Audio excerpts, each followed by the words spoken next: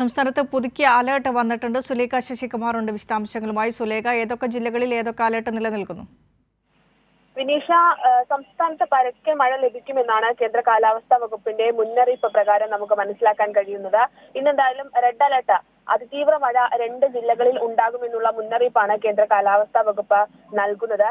കണ്ണൂർ, വയനാട് ജില്ലകളിലാണ് അതിതീവ്ര മഴ മുന്നറിയിപ്പ് കേന്ദ്ര കാലാവസ്ഥാ വകുപ്പ് ഇപ്പോൾ നൽകിയിട്ടുള്ളത്. അതിനൊപ്പം തന്നെ 8 ജില്ലകളിൽ ഓറഞ്ച് അലർട്ട് പ്രഖ്യാപിച്ചിട്ടുണ്ട്. ഒപ്പം 4 ജില്ലകളിൽ യെല്ലോ അലർട്ട് കൂടി തുടരുന്നൊരു സാഹചര്യമുണ്ട്. എന്നിരുന്നാലും സംസ്ഥാനത്ത് കാലവർഷം കനക്കുന്നു എന്നുള്ളൊരു മുന്നറിയിപ്പ് തന്നെയാണ് കേന്ദ്ര കാലാവസ്ഥാ വകുപ്പ് നൽകുന്നത്.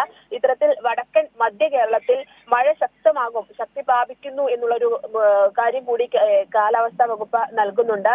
അതിനൊപ്പം തന്നെ ഈ സംസ്ഥാനത്ത് ഇത്തരത്തിൽ കനത്ത മഴ തുടരുന്നൊരു സാഹചര്യം എന്ന് പറയുന്നത് കേരള തീരത്ത് നിലനിൽക്കുന്ന ന്യൂനമർദ്ദ പാത്തിയുടെയും ഒപ്പം ബംഗാൾ ഉൾക്കടലിൽ രൂപം കൊള്ളാൻ പോകുന്ന ന്യൂനമർദ്ദത്തിന്റെയും സ്വാധീന ഫലമായാണ് സംസ്ഥാനത്ത് ഇത്തരത്തിൽ വലിയ രീതിയിൽ മഴ കനക്കുന്ന ഒരു സാഹചര്യം ഉണ്ടാകുന്നത് എന്നാണ് കാലാവസ്ഥാ വകുപ്പ് നൽകുന്ന മുന്നറിയിപ്പ് എന്ന് പറയുന്നത്. ഒപ്പം ഈ കാറ്റ് ശക്തി പ്രാപിക്കാനുള്ള ഒരു സാഹചര്യം കൂടിയുണ്ട്. അതുകൊണ്ട് തന്നെ ജനങ്ങൾ ജാഗ്രത പാലിക്കണം എന്നുള്ള ഒരു മുന്നറിയിപ്പ് ദുരന്ത നിവാരണ അതോറിറ്റി നൽകുന്നുണ്ട്.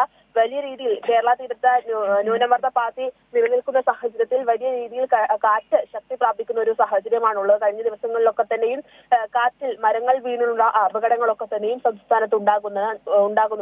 ഈ സാഹചര്യത്തിൽ ജനങ്ങൾ കൃത്യമായ ജാഗ്രത പാലിക്കണം എന്നുള്ളൊരു മുന്നറിയിപ്പ് ദുരന്ത നിവാരണ അതോറിറ്റിയും ഒപ്പം കാലാവസ്ഥാ വകുപ്പും നൽകുന്നുണ്ട്.